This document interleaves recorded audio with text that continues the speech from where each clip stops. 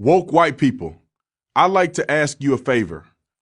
Please stop asking for forgiveness for your white privilege. You're not fooling anybody. You're not helping black people or any other minority. And your public confessions don't make you look virtuous. They make you look disingenuous, which is a really nice way of saying fake, phony, and fraudulent.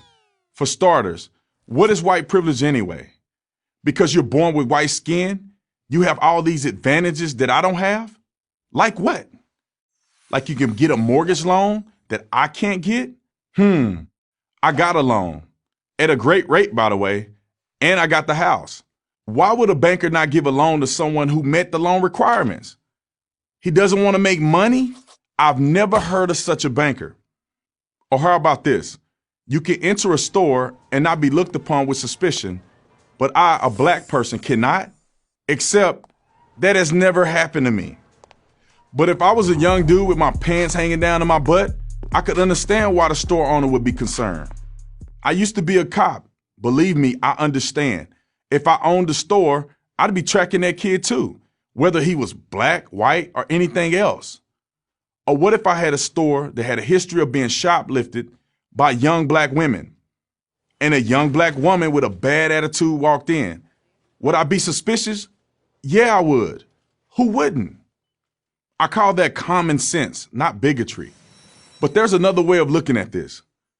In many ways, in today's America, blacks have more privilege than whites. It's been my experience that whites bent over backwards to give blacks every possible advantage. If two people are equally qualified for a job, the black person will usually get it. Big companies and prestigious universities fall all over one another trying to sign up talented black people. If you deny this, you are denying reality, which is what the person who dreamed up this whole thing did. A professor of women's studies at Wellesley College by the name of Peggy McIntosh. She wrote in an article in 1988 about all the white privilege she thought she had. She listed 46, including this one. I can choose bandages and flesh color and have them more or less match my skin. Wow, that's some kind of privilege. Soon others took up the cause. Today, these so-called progressives dominate our colleges and universities, imposing this absurd notion of white privilege on their students. That's too bad because it does nothing good for white students, and it does nothing good for black students. But of the two, ironically, the white students get the better of the deal. Let me explain. To acknowledge your white privilege is supposed to make you feel bad. Only it doesn't. It makes you feel good because by acknowledging your white privilege, you're declaring yourself to be enlightened. And as a virtue bonus, it also makes you a better person than those whites who don't acknowledge their privilege. White privilege, which is supposed to make you feel bad, ends up making you feel good. Meanwhile, the real damage is to blacks.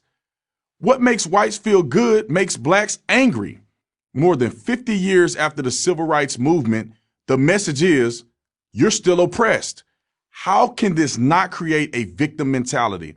And anyone of any color who sees himself as a victim gets angry. Now, I wouldn't deny for a second that there are privileges in life. They're all over the place. There's two-parent family privilege. That's huge.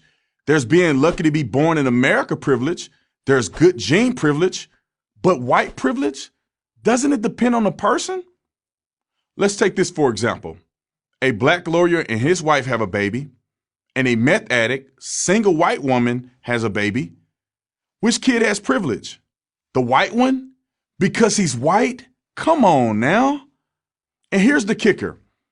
Even if it were true, all those claims about white privilege, so what? Would it change a single thing I did? If white people apologize for being white, is that supposed to help me? In what way?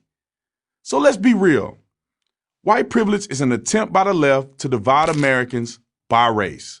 It's all theory and all nonsense. If you want to fall for it, go ahead. It's a free country, but don't try to sell it to me. I'm an American who deal with my fellow Americans one-on-one. Try it. It works. I'm Brandon Tatum for Prager University. Thank you for watching this video. To keep PragerU videos free, please consider making a tax-deductible donation.